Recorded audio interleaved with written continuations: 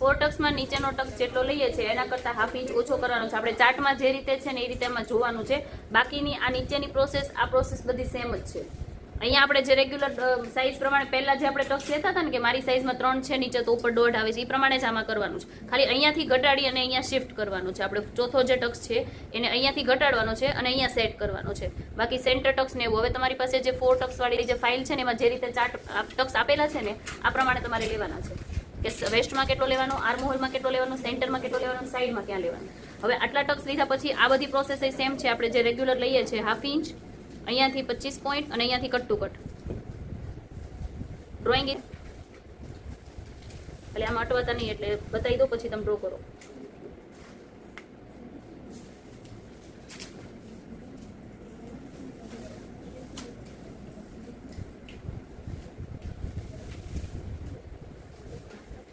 અહીંયાથી જેટલો જો સાઈડ ડાટ આપણે છે કે એક્સ્ટ્રા બરાબર, એટલે અહીંયા જેટલું છે ને એટલું સેમ અહીં લેજો, કાં તો એના કરતાં 25 પોઈન્ટ વધારે, એનાથી વધારે -25 પોઈન્ટ વધારે લઉં છું, ડબલ નહીં લેતા. અહીંયા જેટલું છે એના કરતાં 25 પોઈન્ટ વધારે અને પછી અહીંયાથી આ સાઈડ લાઈન ડ્રો. હવે અહીંયા જેટલો ગેપ છે એટલો સેમ અહીંયા. આ બધી પ્રોસેસ આપણે રેગ્યુલર જે રીતે કરીએ છીએ એ રીતે જ કરવાની છે.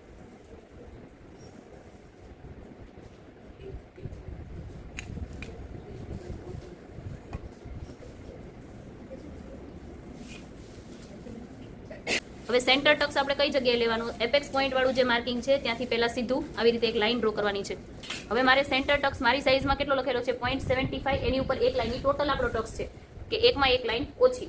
હવે એકમાં એક લાઈન ઓછી જે હોય ને એનું પાછું અડધું કરવાનું છે. એટલે 0.75 ઉપર એક લાઈન એટલે પોઈન્ટ આપણે 87 સમથિંગ ગણીએ, 80 ની લાઈનમાં એને ડિવાઈડ કરવાના છે 2 એટલે કેટલું આવશે 4 લાઈન, 0.43 એટલે 4 લાઈન. તો 4 લાઈન મારે આ બાજુ અને 4 લાઈન આ બાજુ.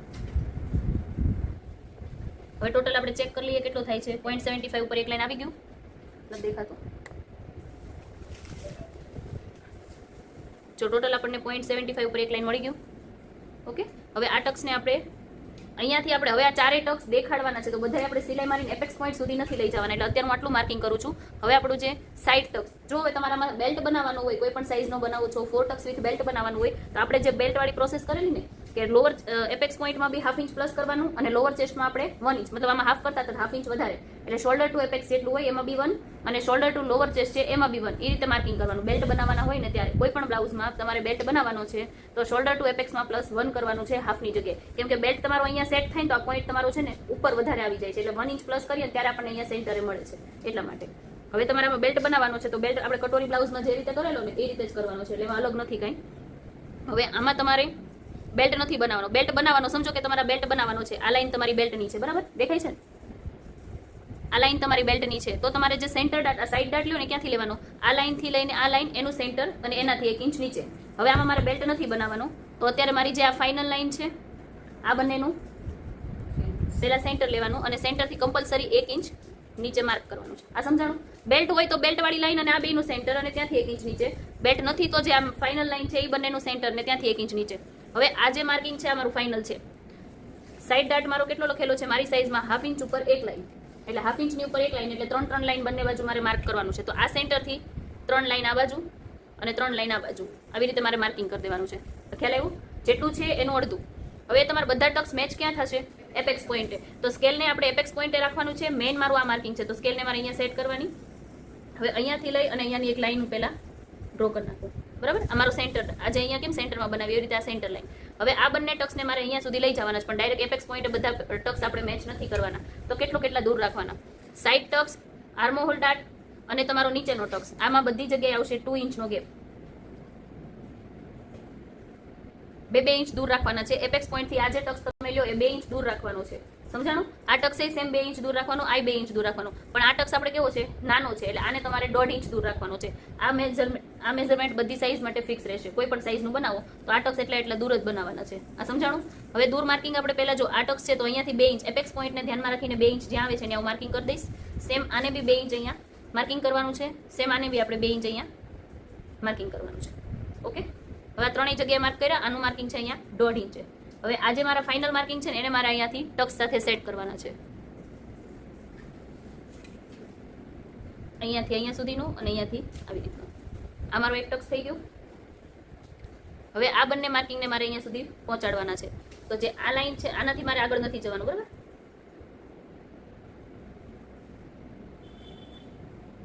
જો આપણી આ લાઈન છે ને આવી રીતે ક્રોસ હશે એટલે તમારા ઉપરના ગેપ કરતાં નીચેનો ગેપ તમારે વધારે આવશે એટલે તમારે ચેક કરવાની છે કેમ કે આ લાઈન આપણી કેવી છે ટક્સની ક્રોસ છે આ જે ટક્સ છે ને એ મારો સીધો છે એટલે આ બંને બાજુ મારો સરખો જ હશે હું આ ચેક કરીશ તો આ પોઈન્ટથી આ જેટલો આવે છે ને એટલો જ આ પોઈન્ટથી આ હશે પણ એની જગ્યાએ મારો આ ટક્સ કેવો હશે નાના મોટો જે રીતે આપણા રેગ્યુલર આ બંને ટક્સ આવે છે ને એની જેમ હવે તમારે ચેક કરવાનું છે ફાઇનલ લાઈન કઈ છે આપણી આ બહારની લાઈન તો પહેલા નીચેની લાઈન જે છે એને ચેક કરવાની છે બહારની લાઈનથી લઈ અને આ 2 ઇંચ સુધીમાં કેટલા ઇંચ આવે છે 6.5 બરાબર તો સેમ એટલું જ હું અહીંયા મારે લેવાનું છે નીચેની લાઈન તમારી જેટલી છે એટલી જ તમારી ઉપરની લાઈન કમ્પલસરી આવવી જોઈએ એટલે તમે જ્યારે સિલાઈ મારો ને ત્યારે આ ટક્સ તમે માઇનસ કરો ને તો જો આ તમારું લાઈન ક્યાં મેચ થાય છે પહેલા વાળું માર્કિંગ અહીંયા છે આ હમણાં કર્યું એ માર્કિંગ અહીંયા છે એટલે ફરક પડે તો હવે આ પ્રોસેસ કમ્પલસરી કરવાની છે ને તો ટક્સ પ્લેટ છે ને તમારા ઓછા આવશે બાકી ફરક બીજો કંઈ નહીં પડે પણ માર્જિન ઓછું રહેશે એટલે આ વસ્તુ કમ્પલસરી કરવાની છે નીચેની લાઈન જેટલી છે એટલી સેમ ઉપરની લાઈન અને ઉપરની લાઈનને હવે આપણી આ ફાઇનલ લાઈન છે એની સાથે આપણે અહીંયા મેચ કરી દેવાની છે ઓકે આ લાઈન તમારી ક્રોસ જશે અત્યારે પણ જ્યારે ટક્સ તમારો લેવાઈ જશે ને ત્યારે એક્ઝેક્ટ મળશે તમને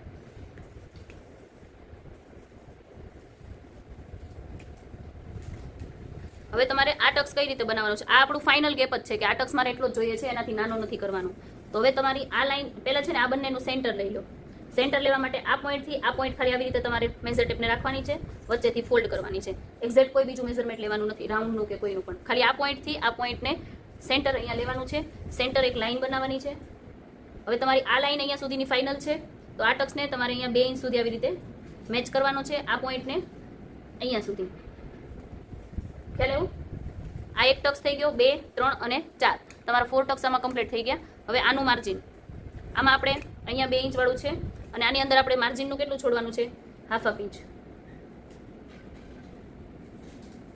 જે આ તમારો શેપ જાય છે ને એ શેપ પ્રમાણે તમારે અહીંયા કટિંગ કરવાનું છે એટલે નોર્મલ અહીંયાથી આવી રીતનો પોઈન્ટ બનશે હવે જે આ ફાઇનલ લાઈન છે એને તમારે સિલાઈ સુધી અહીંયા મેચ કરી દેવાનું છે આ તમારે ડાયરેક્ટ કપડા ઉપર કરવો તો તમારે અહીંયા ½ ઇંચ માર્જિનનું બધી જગ્યાએ ખાલી એડ કરી દેવાનું છે બાકી કોઈ વસ્તુ કરવાની નથી જો હવે આ લાઈન મારી ક્રોસ છે બરાબર તો એ જે રીતે ક્રોસ જાય છે ને એ રીતે ક્રોસ જવા દેવાની એટલે આપણે ડ્રોઈંગ કર્યું છે ને એનાથી એક લાઈન જેટલી નીચે જશે તો એ જવા દેવાની છે પણ આ લાઈન તમારી ક્રોસ જ થવી જોઈએ આ પોઈન્ટ સમજાણો આ તમારું 4 ટક્સનું ડ્રોઈંગ રેડી છે હવે ખાલી આમાં નેકનો શેપ ને એવું બાકી છે